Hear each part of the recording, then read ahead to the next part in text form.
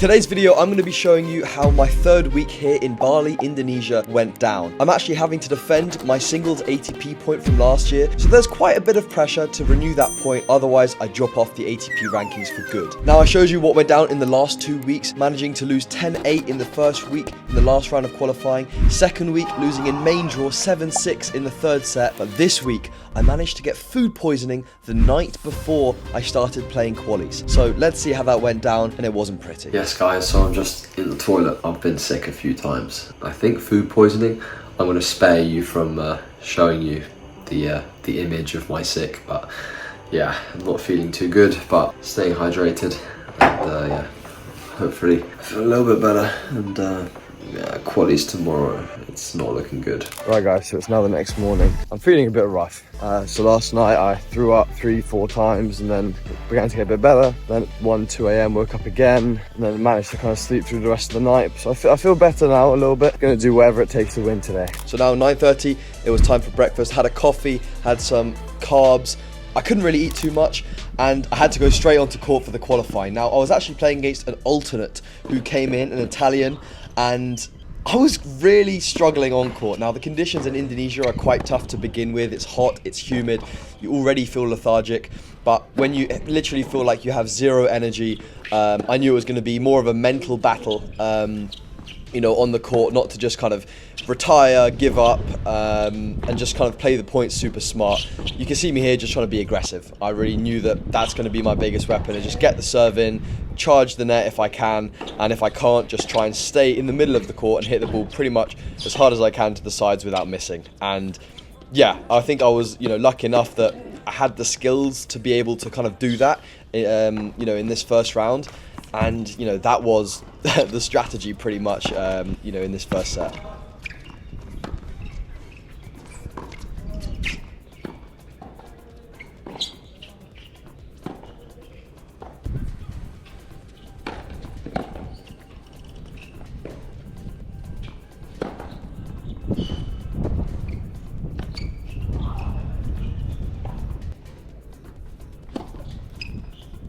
Now at this point here at 4-love, even though I'm, you know, up in the scoreline, I began to just kind of feel worse and worse and more lethargic. You can see in my serve, just trying to put that, you know, serve in basically and just shorten the point as fast as possible.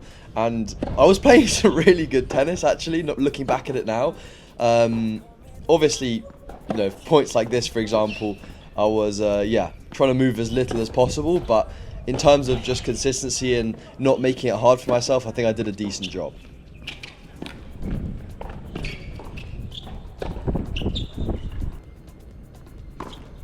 Serving for the first set here at 6-1. I think that freedom of yeah, just trying to focus on one point at a time and just breathe in between the points was kind of just helping me to just play super loose and aggressive basically. And yeah, I managed to take the first set here 6-1, which I was pretty happy about. I obviously wanted to spend as little time on court as possible, and yeah, you'll be able to see that in my return and service games in this next set as well.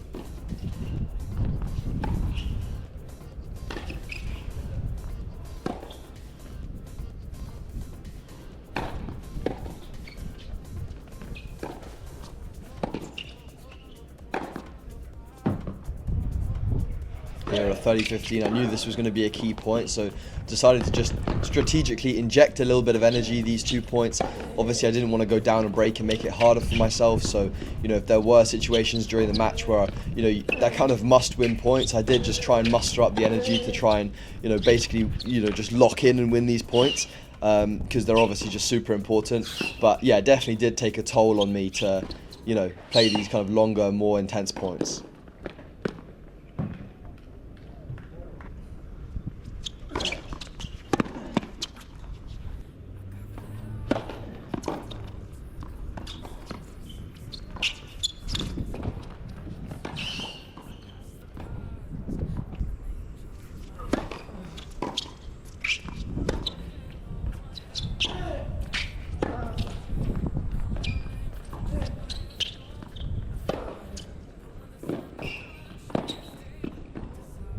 And getting the break here in the second set, now it's just all about holding serve, and I began to not care too much about the return games.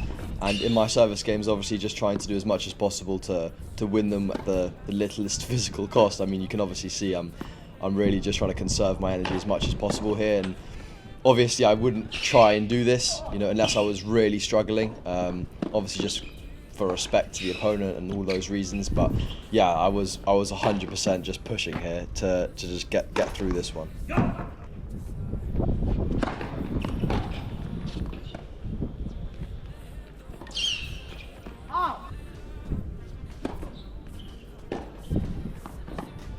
And I was resorting to the drop shot a lot, making my opponent come in.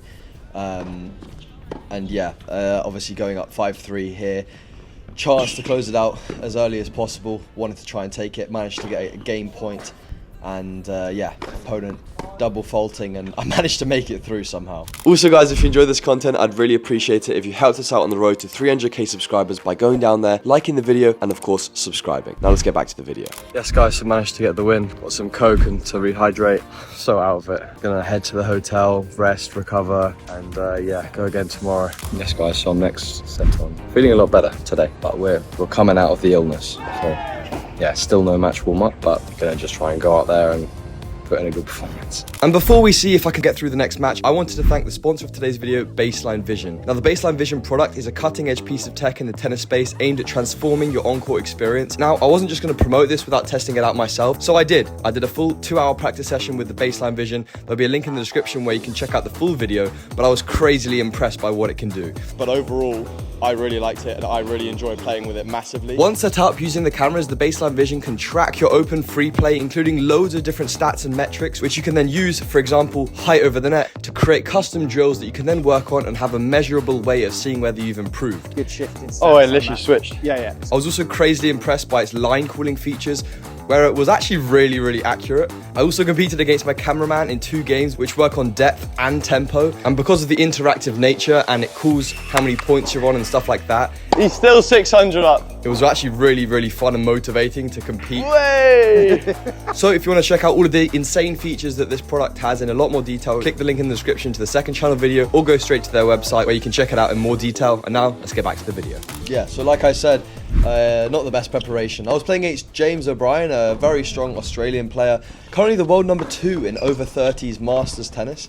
Hasn't played too many futures events, but has picked up some decent wins and obviously won his first round of qualifying, I think 6-love 7-5 or 6-love 6-4, against a decent player. So I knew this match wasn't going to be easy, and obviously with still being kind of fatigued from yesterday, in these conditions you don't recover as fast as you usually would, so definitely still kind of the same mindset in terms of just conserving my energy.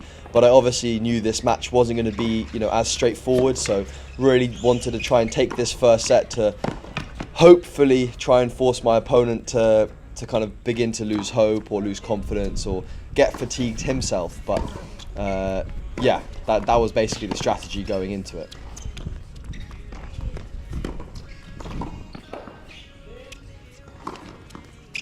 But there's a difference between strategy and execution. My opponent here getting a break point at Tool in the beginning of this set. He really made me play quite a lot of balls, and me just overcooking that inside out forehand slightly puts me already on the back foot, and he began to serve really well from here. I think he gained a lot of confidence from the break, started crushing forehands, and for me it felt a little bit frustrating, because I kind of knew that I didn't have the fight in me to really just really dig a way out with an opponent playing shots like that. And as you can see, pretty quickly going down 5-2 in this first set, pretty quickly going down 4-2 40-love in this first set. And yeah, in my head I'd almost written this set off. I said, this is going to be tough to win this one. Can I try and squeeze out a break here? Just play some crazy shots, try and get a break, put him under a little bit of pressure, which I managed to do. And then from here, I somehow had a bit of a, bit more energy, a bit more kind of confidence about me than I did before, and yeah, began to play much better tennis.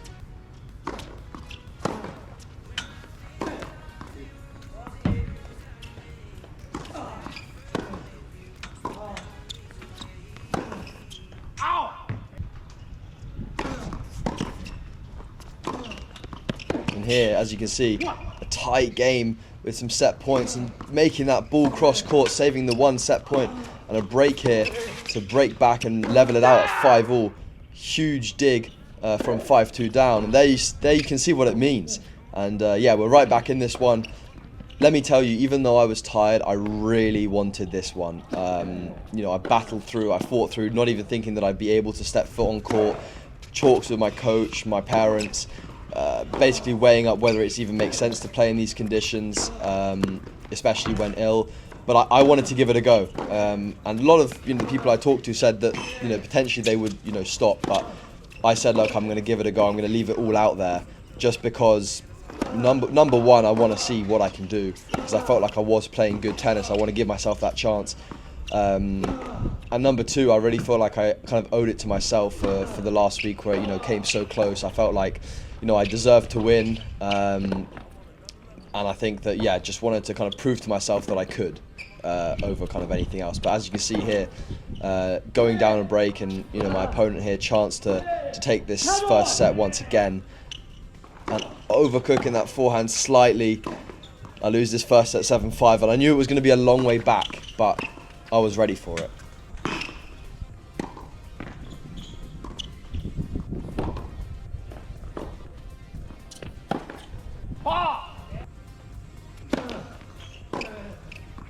And right here, something interesting happens. My opponent begins to play a lot of shots which were kind of checking him out of the point, and I just had to kind of run after them and close them off, and I could begin to see that he was quite significantly struggling physically.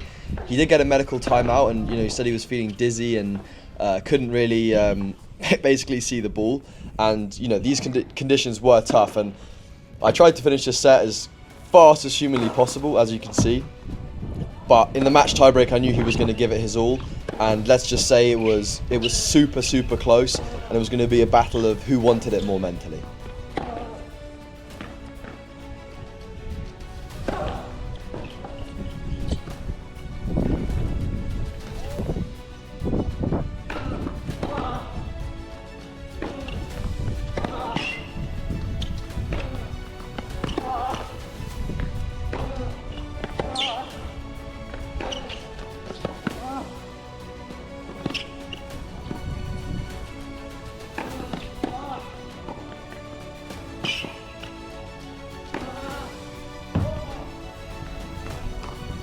Ridiculous point there, really getting the heart rate up, but a great response from me there, and I get a chance here at 6-5. I knew this point was going to be huge. There you go, the reaction says it all, and from here it was about closing it out.